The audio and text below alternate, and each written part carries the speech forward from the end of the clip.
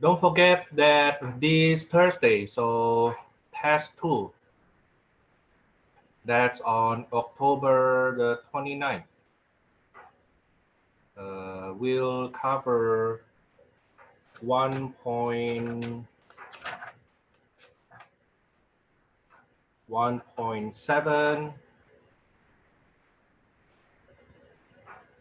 1.8, and then 2.1 to 2.5, and then 3.1.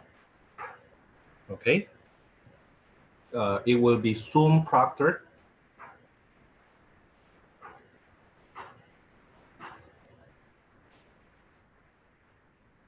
So please see announcement 1.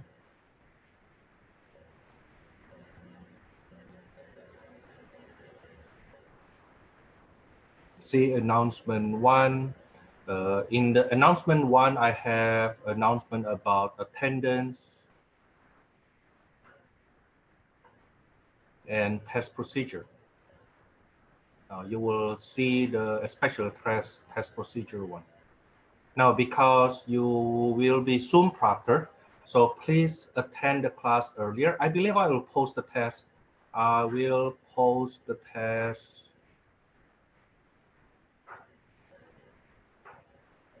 I believe I'll post it at 11 o'clock.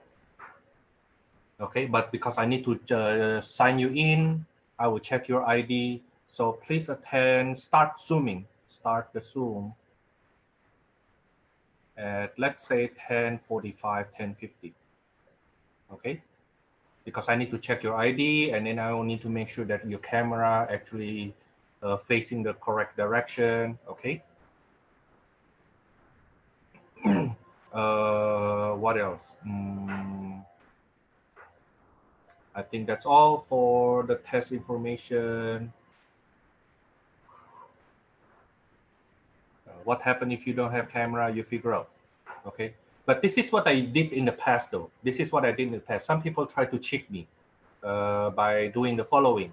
Thomas, I don't have camera, but I'm working on the test already. And I don't like that because you're supposed to be proctor. So what I did in the past, there was one time I did this. Instead of posting the test, I emailed them. I emailed the test only to those who already checked in. Let me say it again. If you don't check in, you are not supposed to work on the test. Okay? If you are not checking in, you are not supposed to work on the test. You're supposed to check in first, then work on the test. Okay? So instead of I post the test, if a lot of you not checking in yet at 11 o'clock, then I will just email it to those who already check in. This way, those who don't check in yet, they will not have access to the test. Okay. What I don't want to happen is these students take the test without being proctored, aka they are asking somebody else to do it and then submit it on their name. Okay. I have that case 1 in this class, and I don't like it. I don't like it. That person already dropped. Okay. Let's do 2.6. 2.6 consists of 2 parts. 2.6 consists of 2 parts. The first one is on arithmetic of functions.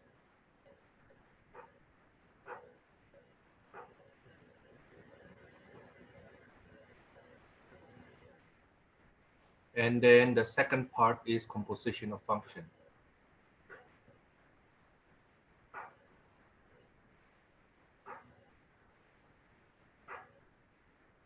That reminds me of something that I need to warn you also. You know what? Go back. When I grade your quiz 4, 5, 6, I saw plenty of you, when you write your solving nonlinear equation, you didn't follow what I told you to do. You need to follow that 3 steps. Okay, to solve nonlinear inequality,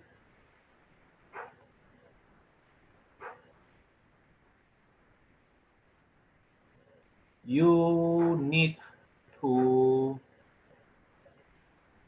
show three-step procedure.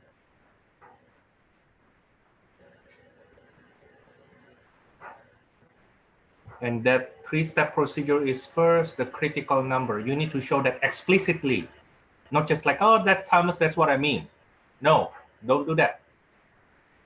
Okay, you need to show that explicitly. Second, you need to show the sign graph. Not only that, you need to show that explicitly. What I meant by explicitly, you need to really show step 1, critical number, step 2, sign graph. Okay, and then the third one is the solution. So, blah, blah, blah. That's how you're supposed to show it.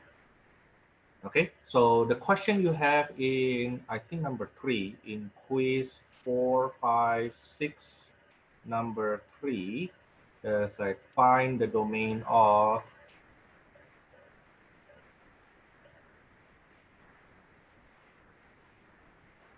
fx equals to square root of something. Okay, I think it's 3x squared. I forgot what's that. Maybe with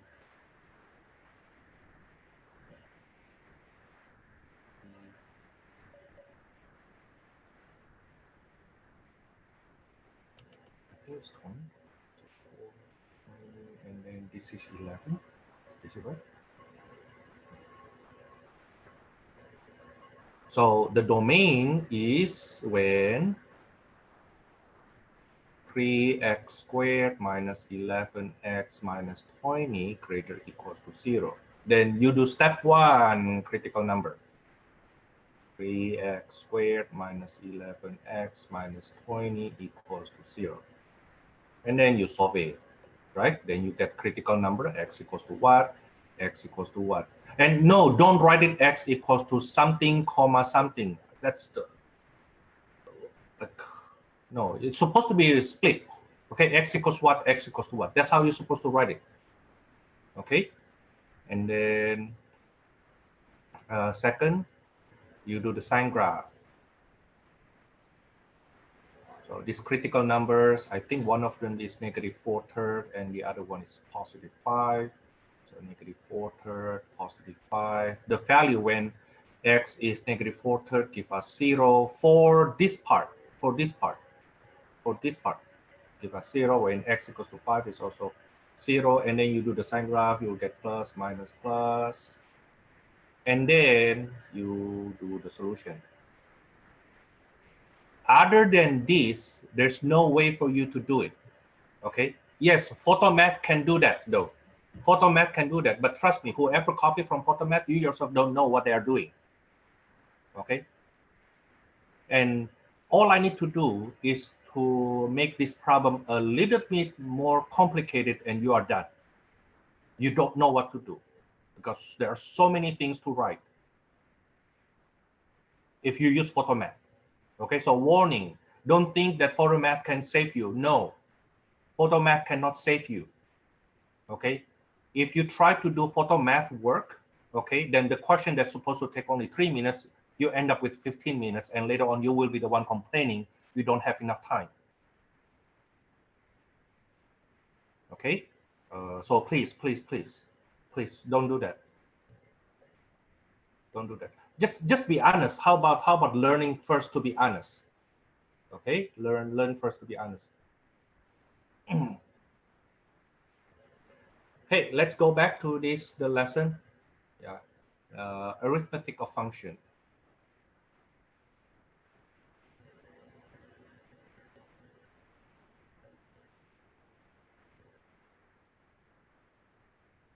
It's more about notation though, but for our level, it's more also about the domain. So here's the thing. This is the thing. Let fx and gx have domains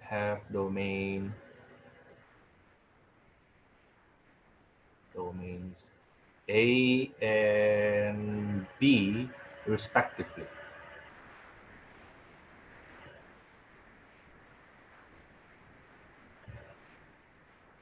Then definition.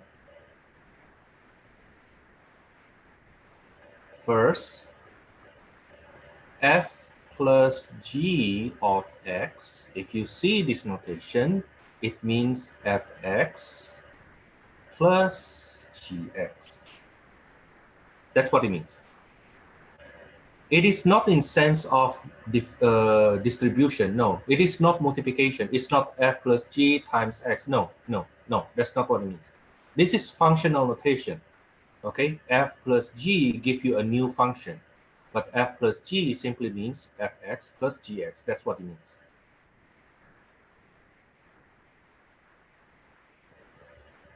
Now, the second, what if we subtract f minus g of x means fx minus gx.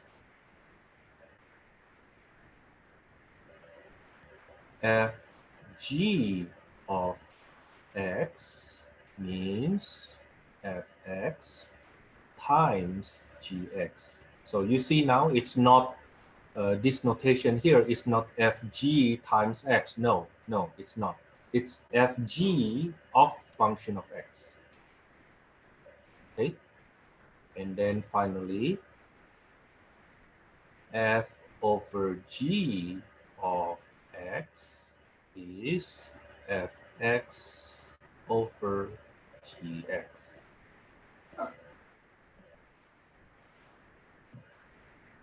Now, with the domain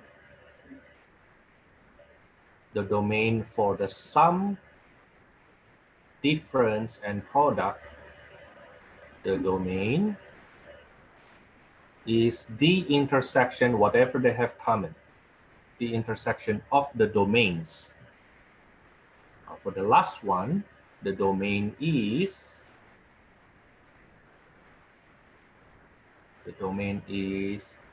A intersect B and all the gx not equals to 0. Basically, you avoid the denominator from being 0.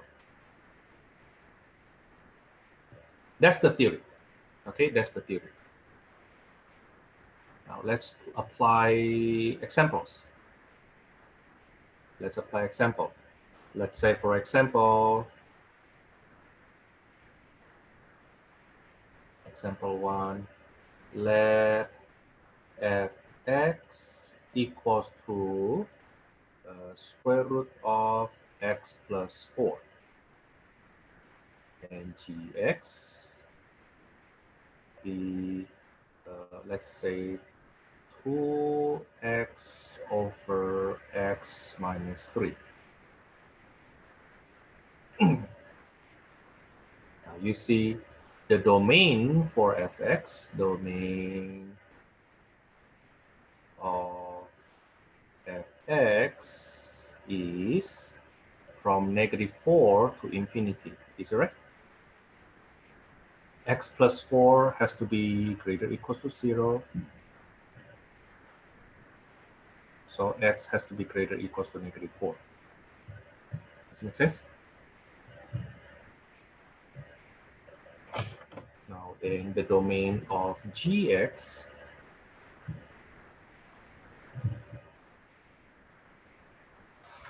is all real number except 3. Right?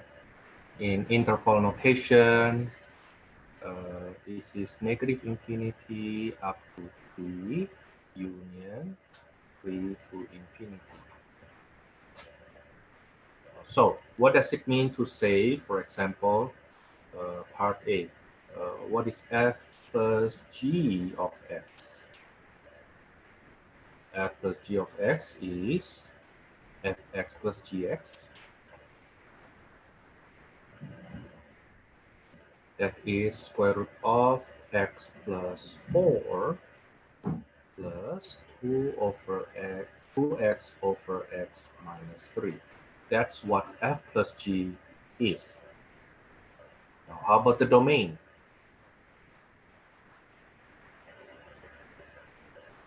The domain will be the intersection of both of these. Okay, let's try to visualize the domain of fx first. Let's visualize the domain of fx. The domain of fx will be, let's say this is the number line. We will start from -4 to infinity. -4 to infinity. That's the domain for fx. While the domain of gx is all real numbers except 3. So all real numbers except 3. All real numbers except 3.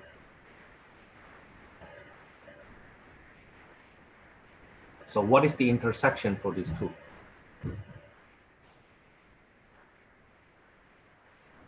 If you do the intersection, what do you get? What do they have in common? The one they have in common, start from -4, they have that in common, right? Up to 3, not including 3. And then 3 and on again. So what they have in common is from -4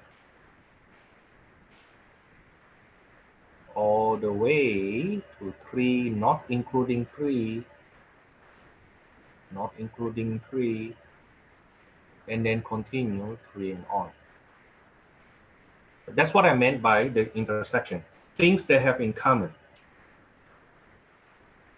So the domain now will be from -4 to 3, not including 3, continue 3 to infinity.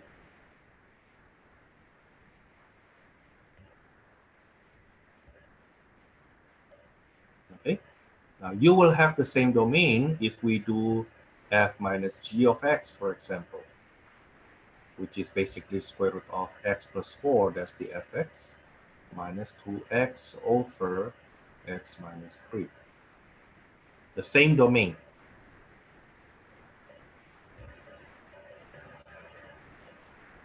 It's from -4 to 3. I need to avoid 3 to infinity. Part C, how about fg of x? Fg of x is fx times gx. I can write it this way, 2x square root of x plus 4 over x minus 3. And you can see the domain is the same. You cannot have 3, right? 3 is not allowed because it will make this function undefined. Second, okay, x has to be greater or equals to -4. Okay, so you will come up with the same domain as if you actually add or subtract them.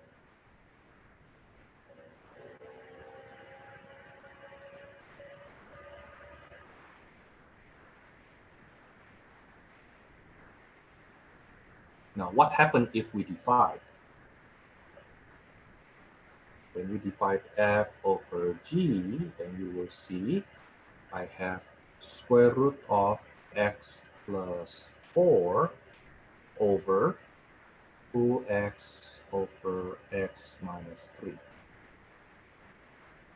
Okay, now you can simplify this to be square root of x plus 4 times x minus 3 big over 2x, but notice that this is only true when x is not equal to 3.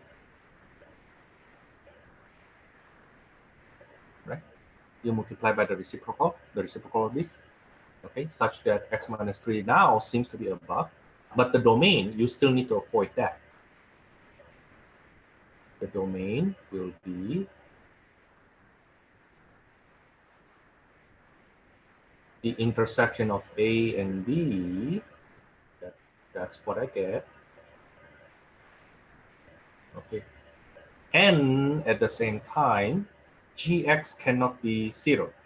Now, when will gx be 0? when will gx be 0? That's equals to 0 when x equals to 0, right? When the numerator equals to 0 for that gx. Now that gx now, if it is on the denominator, and x cannot be 0. So if I look into this graph again, this one here, if I look into this graph again, I need to avoid 0. I need to cut it out. Okay, if I cut 0 out, then my domain now looks like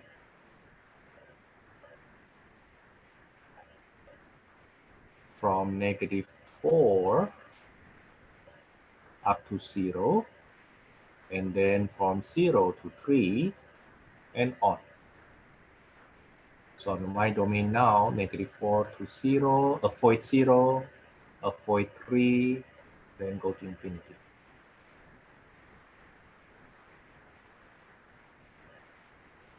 So putting things together, the domain is -4 up to 3, up to 0, union 0 to 3, union 3 to infinity.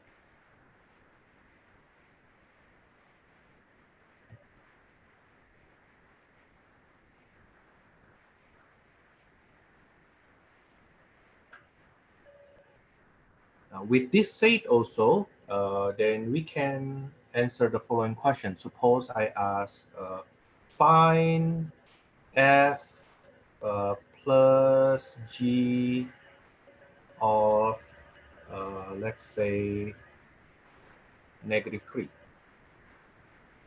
Now, -3, you can see, is in the domain, right? For f plus g, this is the domain of f plus g. -3 is in the domain, right? So I can plug that in. Now, to answer this question, there are actually two ways. First way is I compute what is f -3 plus g -3. F -3 is square root of -3 plus 4 plus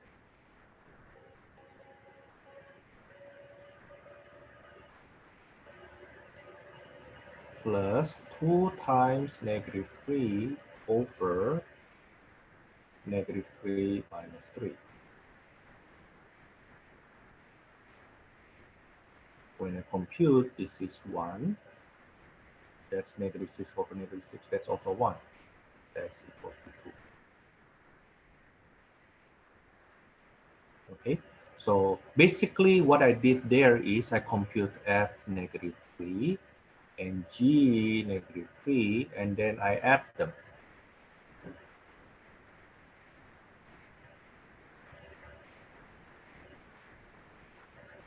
I plug -3 into the functions first, and then I add them.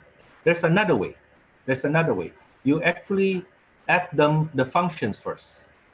You add the function first, and then you plug -3.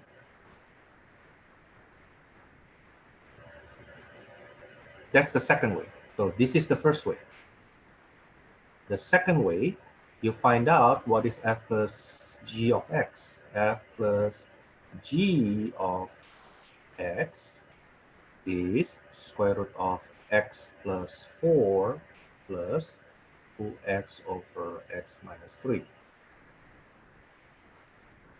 Now, such that f plus g of -3, then you plug that in as if f plus g give you a new function, which it is actually. The sum of two functions give you a new function. The sum of two functions give you a new function. Okay. Maybe schematically view. The schematic view will be, suppose I have fx gx, right? So what I can do, I plug in -3 for each one of them. and then I add.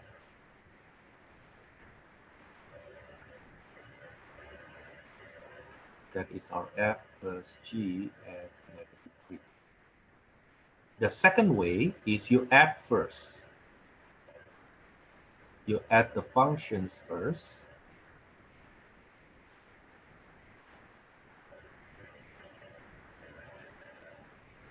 And then you plug in -3.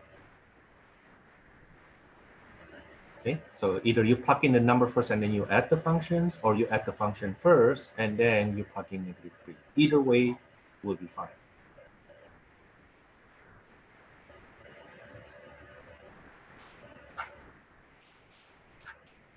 Now let's do a problem from our textbook. Let's say I do number 16. Number 16, we have fx equals to x over x plus 1, gx equals to x cubed. Now fx has domain, all real numbers except -1, right? Because -1 will make the denominator become 0. Okay. While gx is a polynomial x cubed, so the domain is all real numbers. Nothing to avoid. Everybody's okay. Then let's say, for example, what is f minus g of x?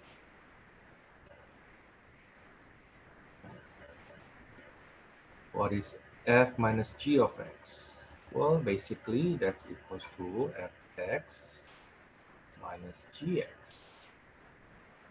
That is x over x plus 1 minus x cubed. That's it.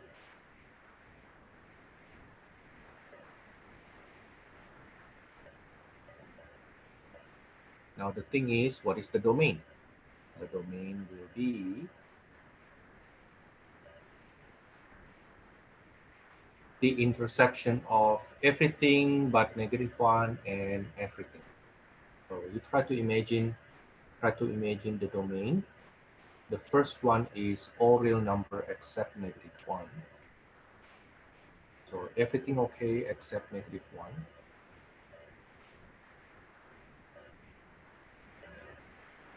The second one, everything is okay. Now then, what do they have in common then?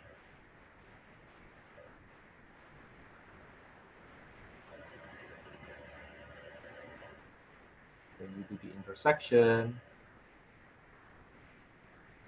then what they have in common will be everything except -1, right? Everything except -1.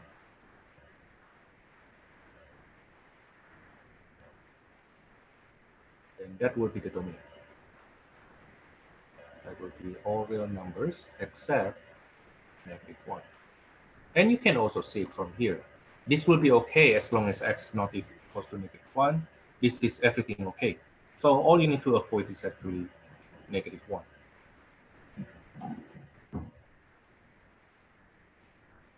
Now, how about the quotient? Let me call it part B. F compose G. I mean F over G of x. That will be x over x plus 1 big over x cubed. Multiply by the LCD on the top and the bottom. The LCD is x plus 1. Then I get x on the top over x plus 1 times x cubed.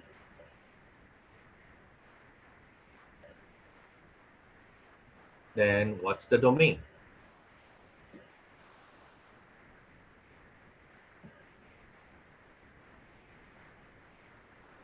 What is the domain for part B when we do the quotient?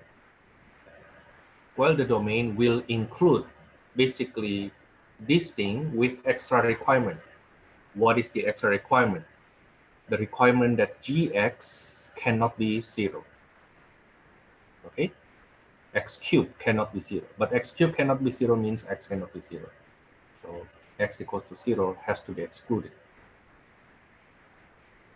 The domain now becomes all real numbers except -1 and except 0.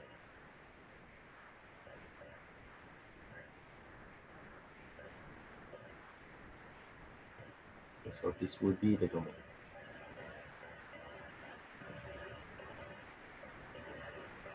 Then how to express that using interval notation.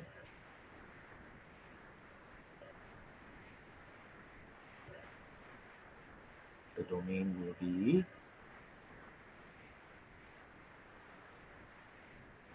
all real numbers except -1 except 0.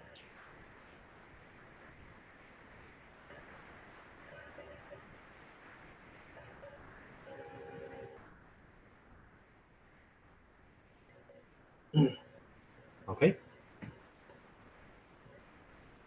That reminds me to this one question here. That reminds me to this question. Example 2. Our textbook don't cover this. Our textbook don't cover this, but this is worth mentioning. Let fx equals to square root of x plus 4 and gx equals to, let's say, square root of x minus 2.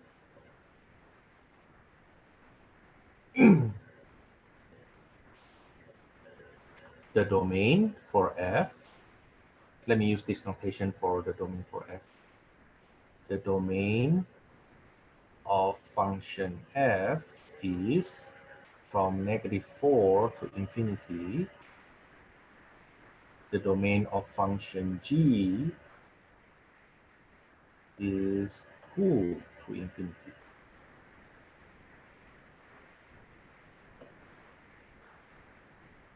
So let's say if I subtract this f minus g of x, f minus g of x, this will be square root of x plus 4 minus square root of x minus 2. Now, you may wonder what kind of numbers we can put into these functions. So basically, what is the domain of f minus g? The domain of f minus g must be the intersection of both.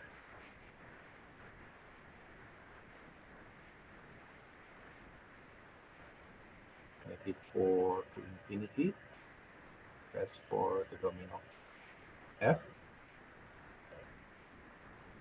The domain of g is from 2 to infinity.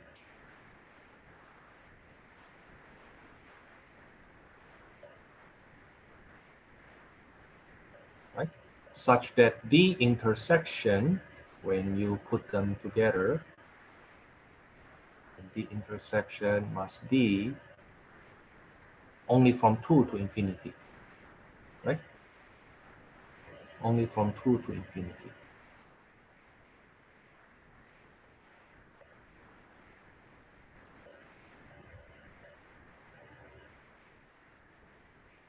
Okay. You can try put that in though. You can try if you put in, let's say, 0. If you put in 0, when you put in 0 here, it's okay, but when you put in 0 here, it's not okay anymore. So you know it's not in your domain. 0 is not in your domain of this difference. But the problem arises with the following part. What about f times g of x, which is square root of x plus 4 times square root of x minus 2. According to the rule we have, it's supposed to be that the domain here is still from 2 to infinity.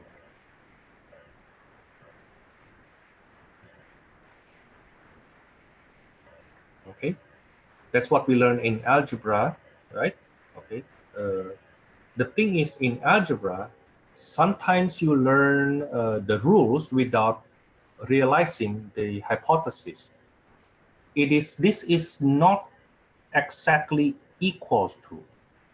This is not equals to the square root of x plus 4 x minus 2.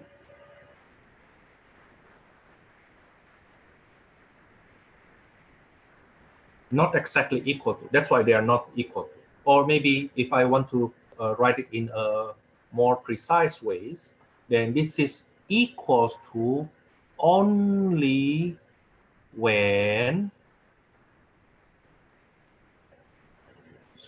you have this 2 to infinity.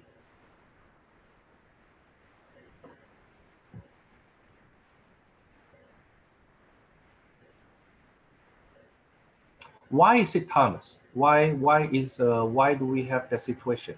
Now notice that notice that square root of x plus 4 times square root of x minus 2 has domain from 2 to infinity. But when you compare to square root of x plus 4 x minus 2, the domain of this square root has domain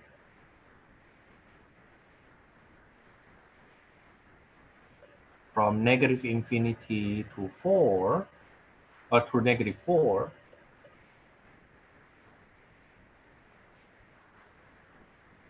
union 2 to infinity.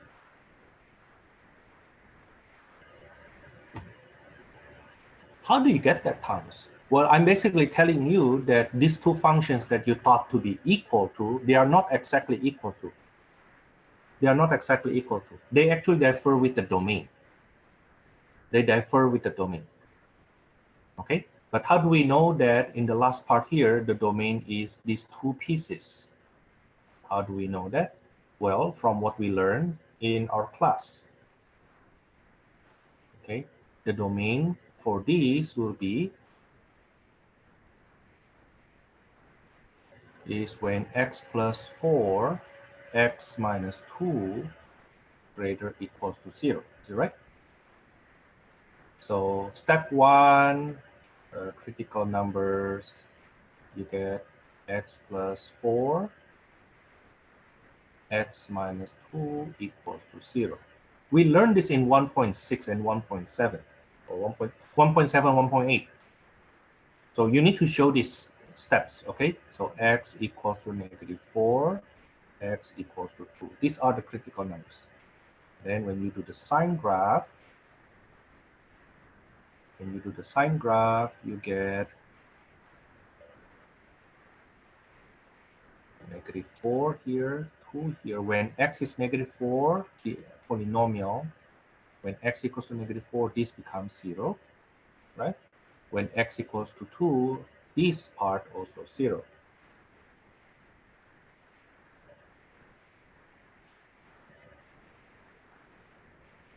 Now the thing is, you need to find the sign graph here. So when x, for example, equals to 0, when x equals to 0, you plug it in here.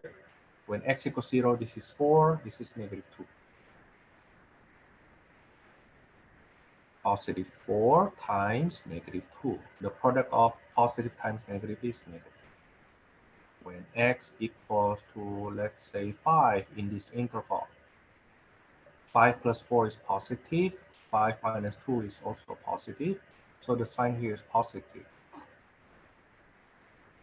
Let's say I pick a number in this interval, x equals to negative 5. Negative 5 plus 4 is negative 1, which is negative. Negative 5 minus 2 is negative 7. So that will be negative times negative, which is positive. Now then in step 3, the solution will be from negative infinity up to negative 4, including the zeros with that negative 4, union 2 to infinity.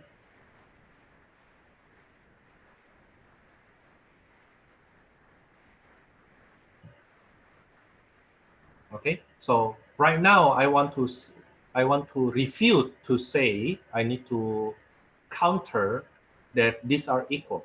They're equal only when the radicands are positive. When the radicands negative, they are undefined.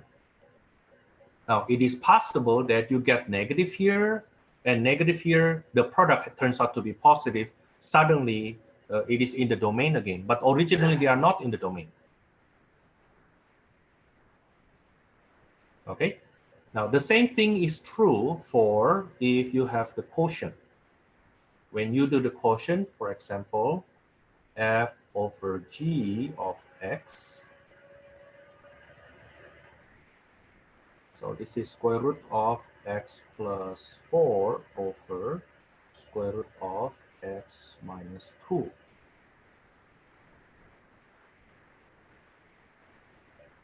Okay, the domain will be supposed to be the same domain, and the gx cannot be 0. This cannot be 0. And x cannot be 2. So put the two things together, then we see that the domain will be 2 to infinity, not including 2.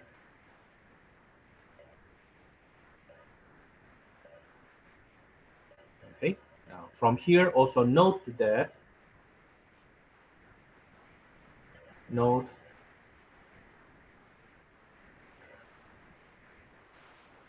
square root of x plus 4 over square root of x minus 2 equals to the square root of the quotient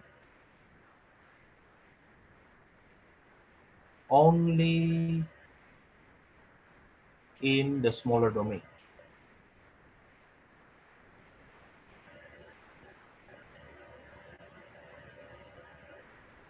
Okay, if you don't do this restriction, if you don't restrict this, then it is possible you plug in x equals to, let's say, negative 5. Yeah. X equals to negative 5 give you a real number here. It will be positive here, but it will be negative and negative here. So negative 5 is not in the domain of the original quotient. However, once you put the quotient together like this, then suddenly negative 5 shows up in the domain, which not supposed to be.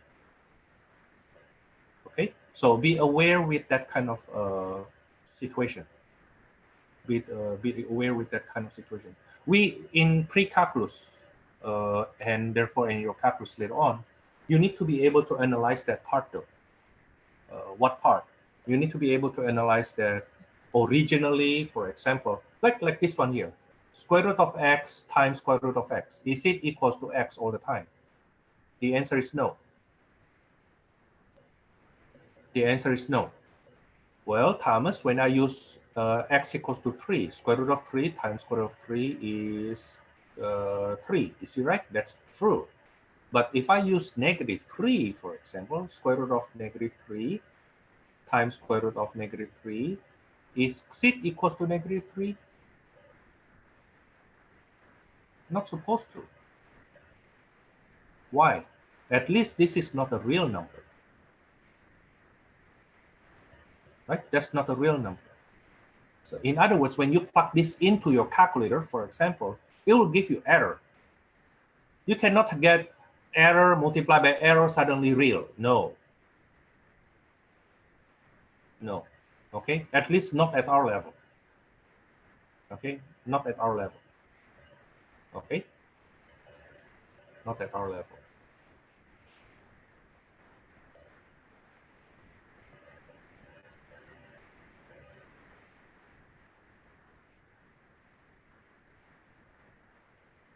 This is -3 is not in the domain of square root of x. That's the reason. Okay? If you want to talk about imaginary number, complex number, then suddenly becomes right. But if you really want to talk about complex number, there are a lot more things we need to talk about. Okay, I stopped there for the arithmetic of functions. Second part, composition of functions. This is more important.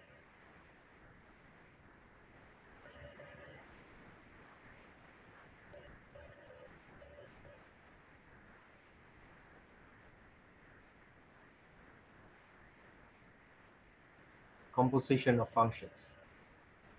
Definition.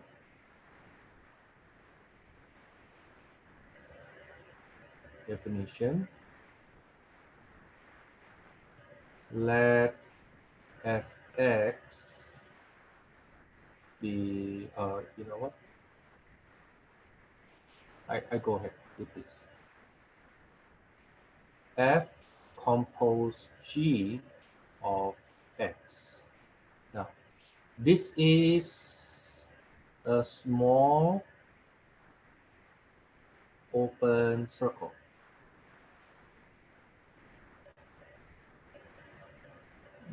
Distinguish that from multiplication. Sometimes you will write multiplication with a dot, right? Okay. This is a small dot. Small dot for multiplication.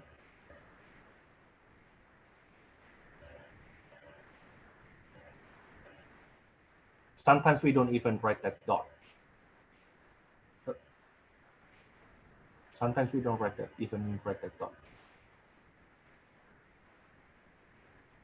This is fx times gx. Now, f compose g means f of gx. That's what it means.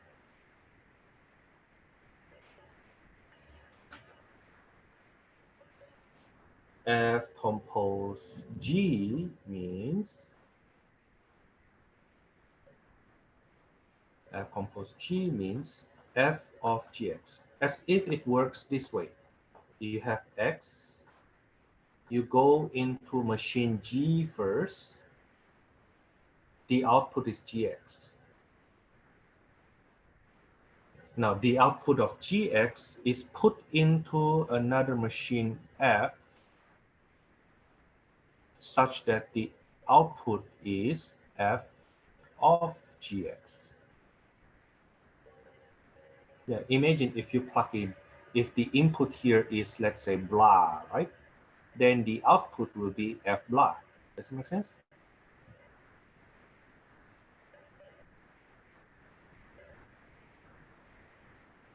Okay. Now the domain of this f compose G, the domain of f compose G is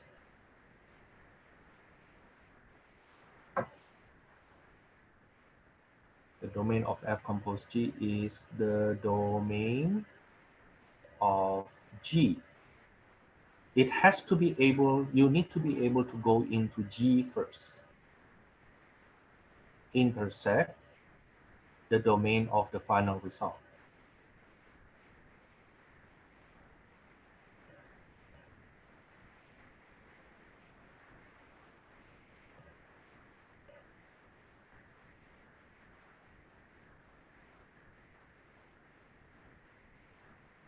Let's play with easy functions first. Example, let me call this example 1. Let fx equals to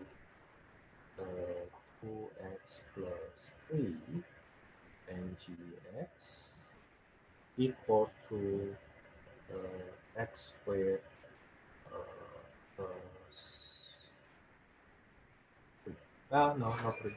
Maybe 4 plus 4. Yeah, both of them have domain all real numbers. So when we put them together, we expect the domain of the composition will also be real numbers. So let's see what is F compose G of X.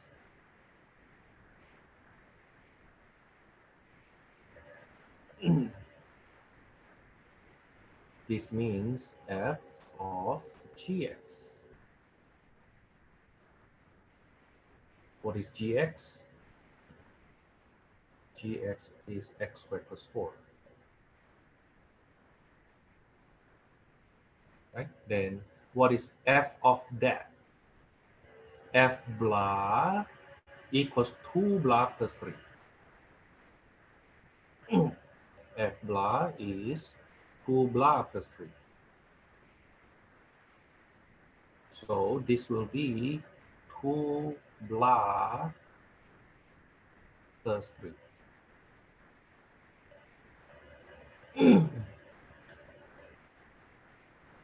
Then I simplify further, I get 2x squared plus 8 plus 3. That's 2x squared plus 11. As you can see, the domain is all real numbers. And our original domain also all real numbers. You can plug in any x you like here, you can plug in any x you like there. Now, how about, for example, we do G compose F of X. What does it mean?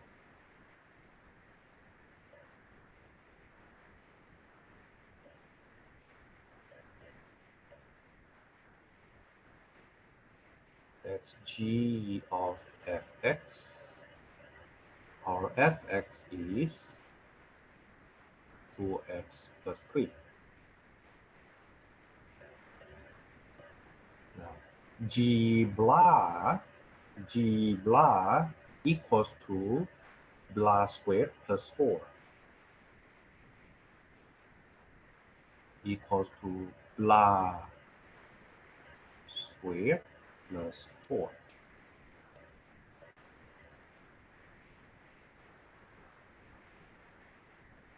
I FOIL this. This is 4x squared plus 12x plus 9 plus 4. I get 4x squared plus 12x plus 13.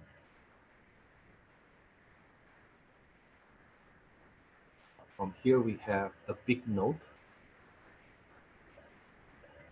that F compose G is not necessarily the same to G compose F.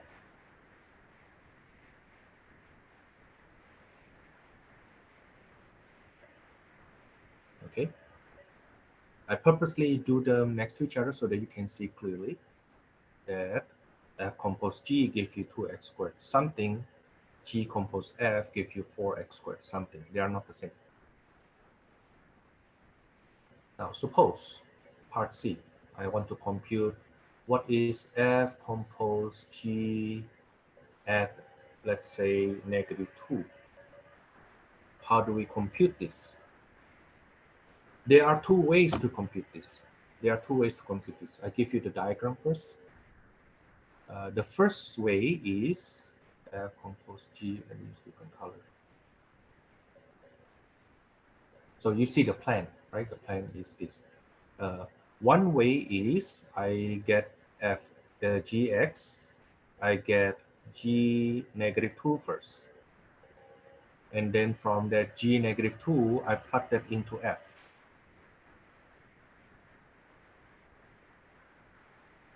That is my F compose G of X. F compose negative, okay, F compose G of -2. The second way is I do the composition of function first.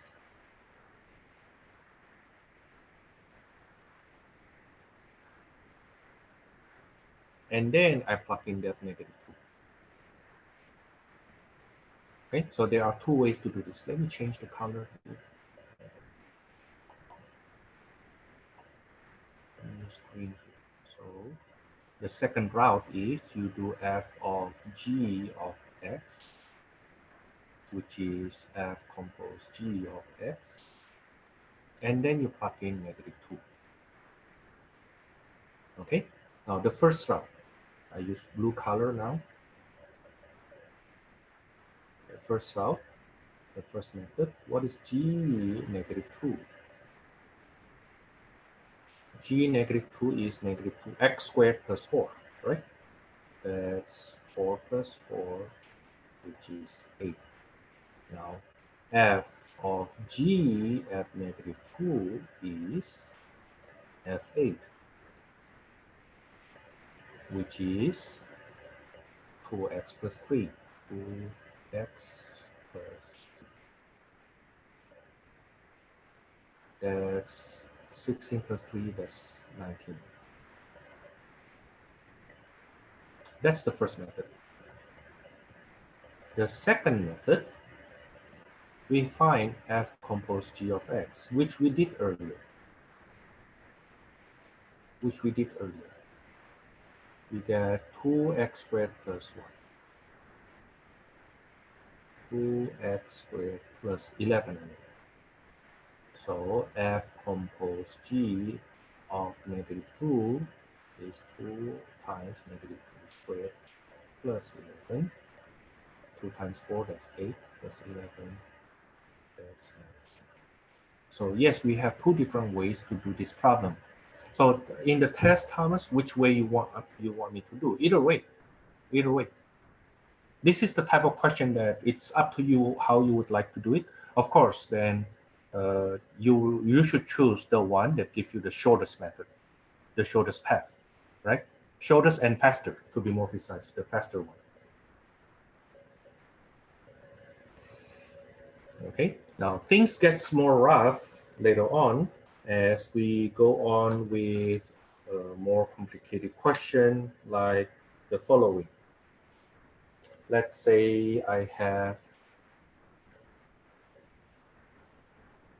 for example, let fx equals to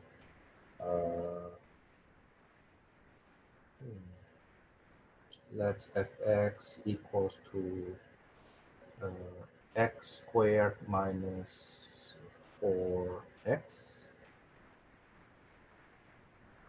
maybe minus 4, no x, and then gx be square root of x plus 3.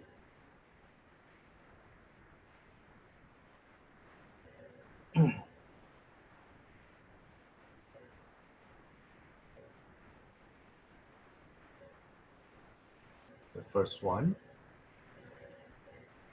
what is g compose f of x?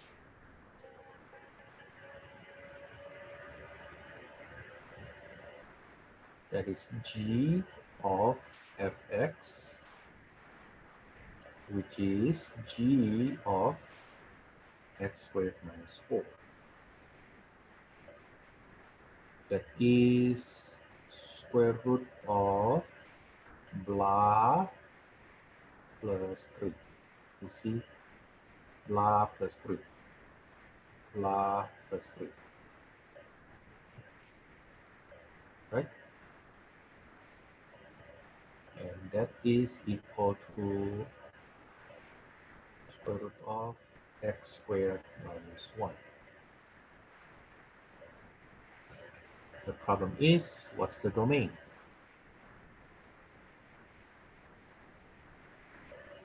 Then we need to do two analyses. First one, you look at the domain of the whole thing here. What is the domain of this? X squared minus 1 has to be greater or equals to 0. Right? Okay.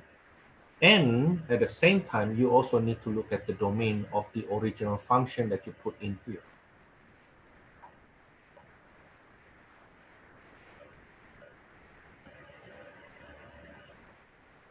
the domain of x squared plus 4, that's the domain of the fx, right? The domain is all real numbers. Okay, so we are fine with the function going into the domain going into f. So into f, all the x here, you are okay with all real numbers.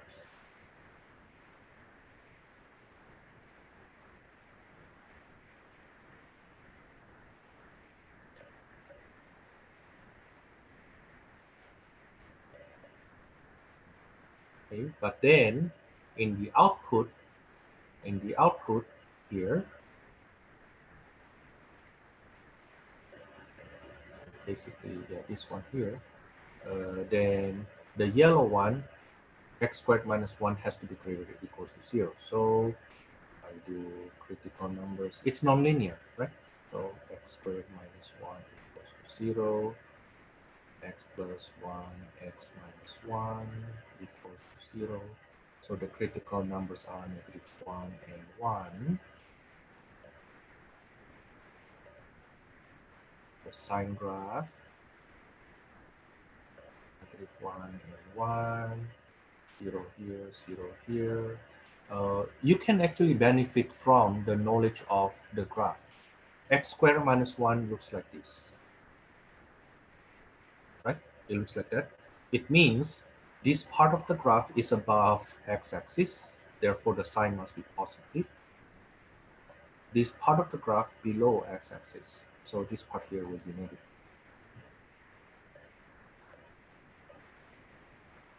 The plus minus sign represent the graph above or below x-axis.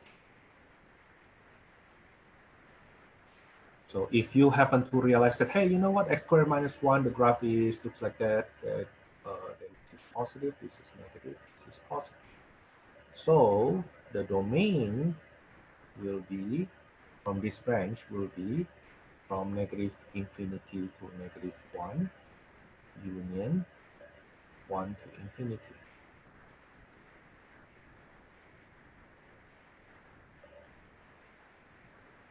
Okay. Together with all real numbers that we have here, then the intersection basically is just the same thing.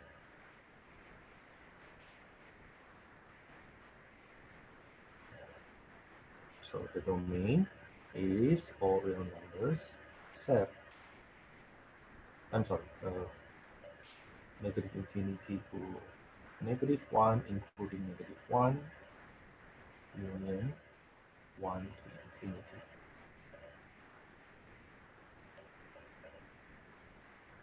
What happened if I go backward?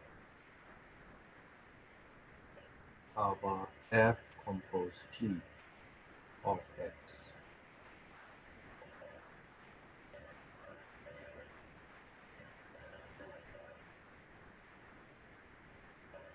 Gx is square root of x plus 3.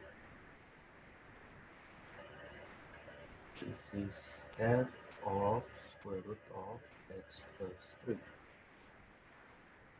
So notice that it goes in g first, and then after that it goes to f.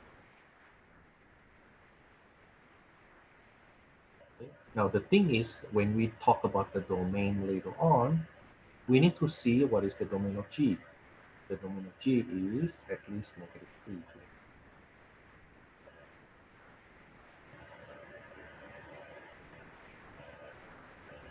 Okay. Here this will be square root of x minus 3 squared plus 4. Is it 3 plus 4? Minus 4. It should be minus 4. So it should be plus here, and this is minus 4.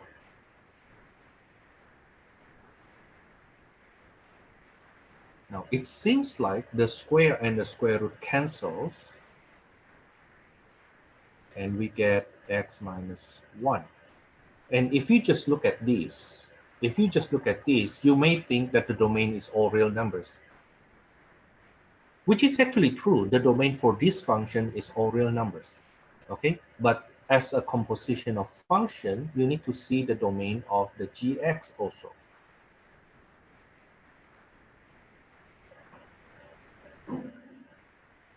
Okay, you need to see the domain of Gx also. So in total, overall, the domain of F compose G is all real numbers, the domain of x minus 1. This is all real numbers, the final result, right? But you need to combine them together, the intersection. Then you will get the domain of this compositional function actually not from negative infinity, not all real numbers, but only from negative 3 to infinity.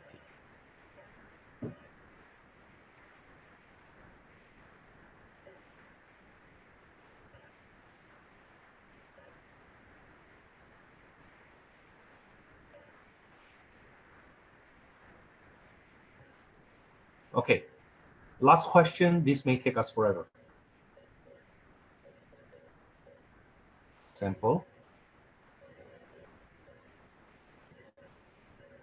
Let fx equals to x plus 1 over 2x minus 5.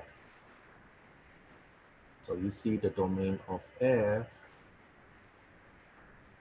is all real numbers except 5/2.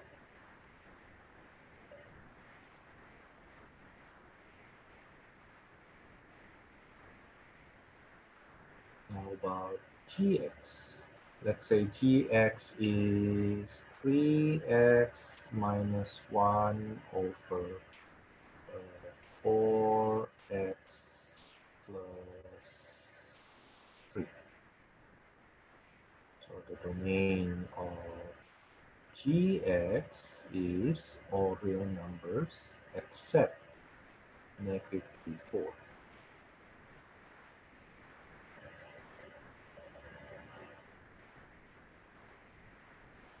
Then the question will be part A, find f compose g of x.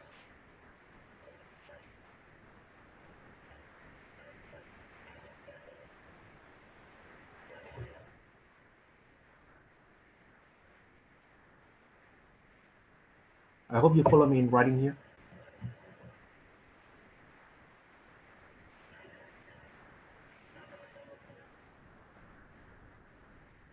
F compose g of x. It is f of gx. Right? At least we know that far. That's f of gx. But gx is 3x minus 1 over 4x plus 3.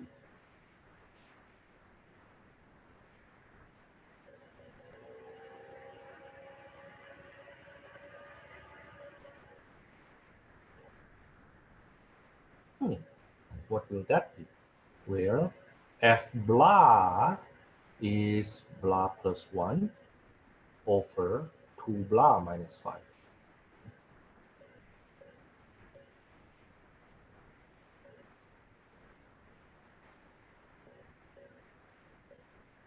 So this will be blah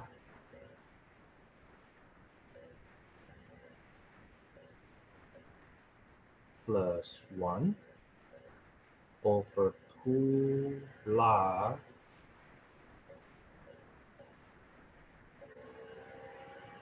minus 5.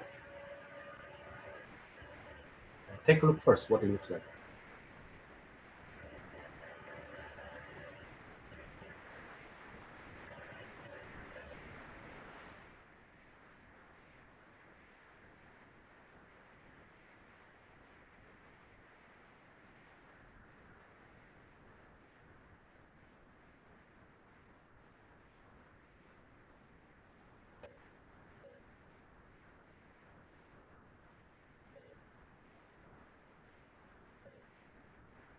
I will simplify this soon.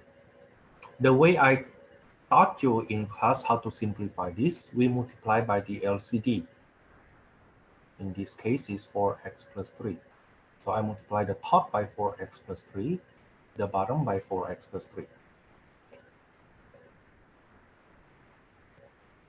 So you see that this guy here multiplied by these cancel the denominators, right? Cancel the denominator. So we get on the top left, we get 3x minus 1. So this guy here becomes this. Plus 1 multiplied by that will give me 4x plus 3.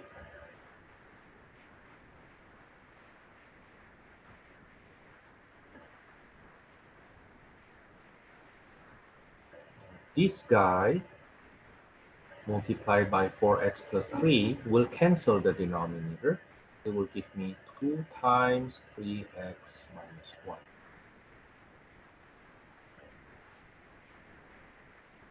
I hope my coloring does not confuse you even further.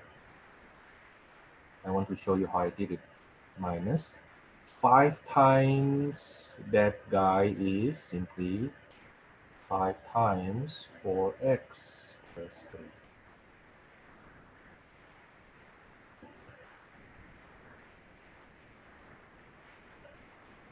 Now, anything from here,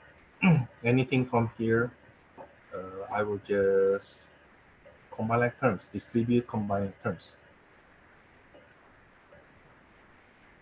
Okay, so this is equal to 3x minus 1 plus 4x plus 3 big over 6x minus 2 minus 20x minus 15.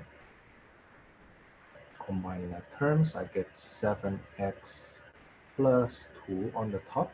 At the bottom, negative 14x minus 17.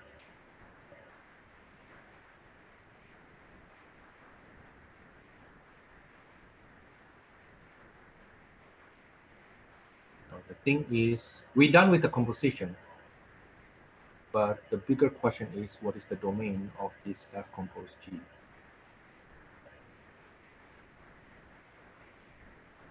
The domain will be all real numbers except negative 17 over 14. That negative 17 over 14 coming from this. What makes it 0? No, that's not right. What makes it 0?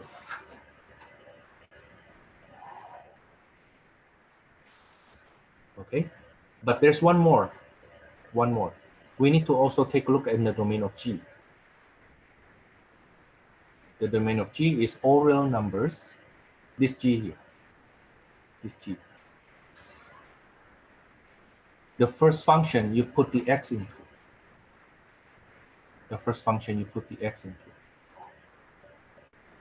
Okay.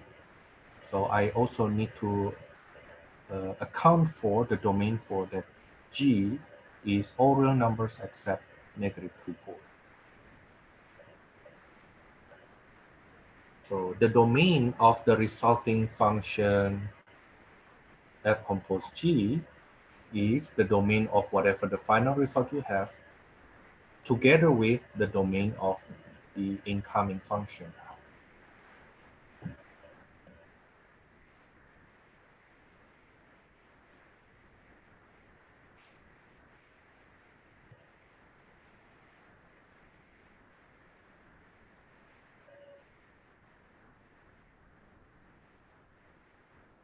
Okay.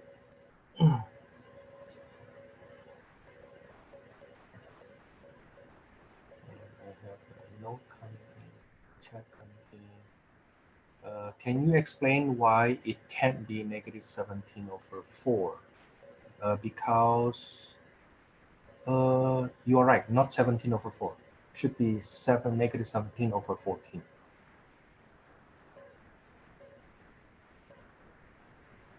Do I correct that now? Thanks for the correction.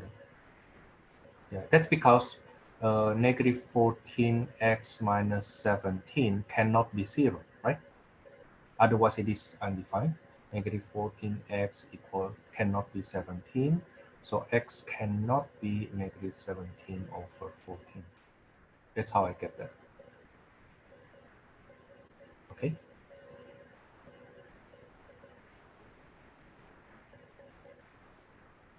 Let's do this similar one, but this time you do it. Okay, you do it, please. Part B. Find G compose F of X.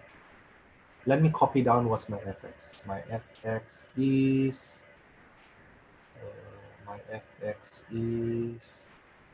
x plus 1 over 2x minus 5, while my gx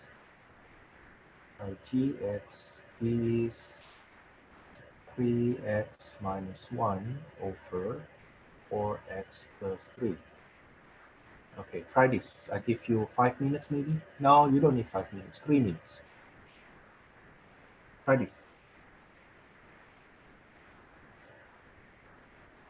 What is F compose G? And if you have time, try to do the domain also. Okay.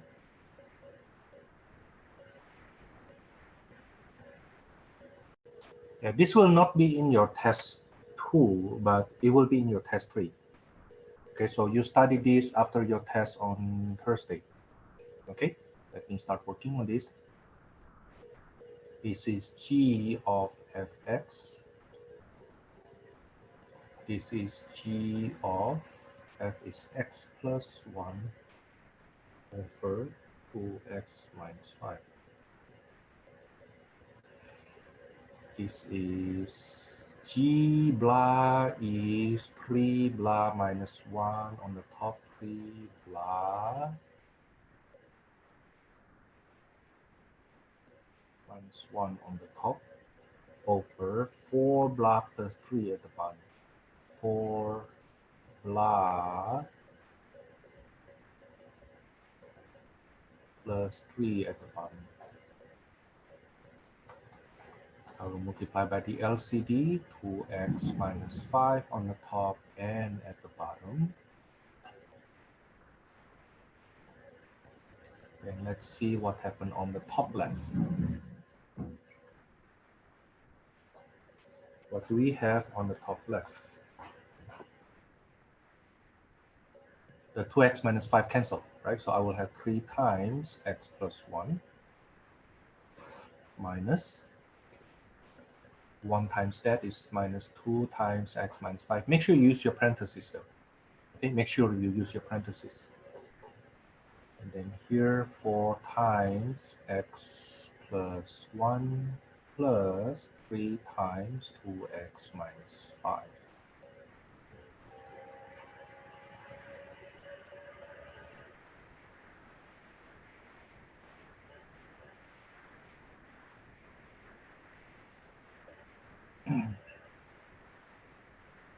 Then I will distribute and combine like terms later on.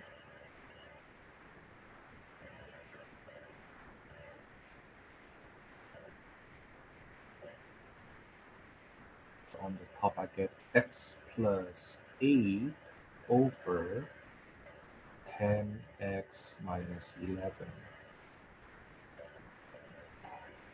So what is the domain of this G compose F? That will be all real numbers except 11 over 10. That 11 over 10 comes from here.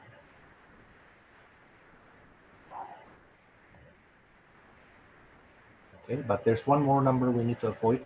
That is 5 over 2. Okay, now 5 over 2 is the number we need to avoid from the function going into G. That's the number we need to avoid. Okay, now I will stop here. Your suggested homework will be suggested homework from 2.6 will be from number 9 to number 27. And then number 37 to number 51. Just do the odd ones. And I would like you to also read. Please do so. Please read 2.7. Read 2.7. So that Thursday we have a test. So Tuesday next week, we will be working on 2.7 and 3.2. But at least read 2.7. Okay, I don't want to make it too heavy for you. I would like to do 3.2 on my own. You don't need to read 3.2, but I need you to read 2.7 on your own. Okay, and see you then on Thursday. Make sure you check in earlier. Welcome.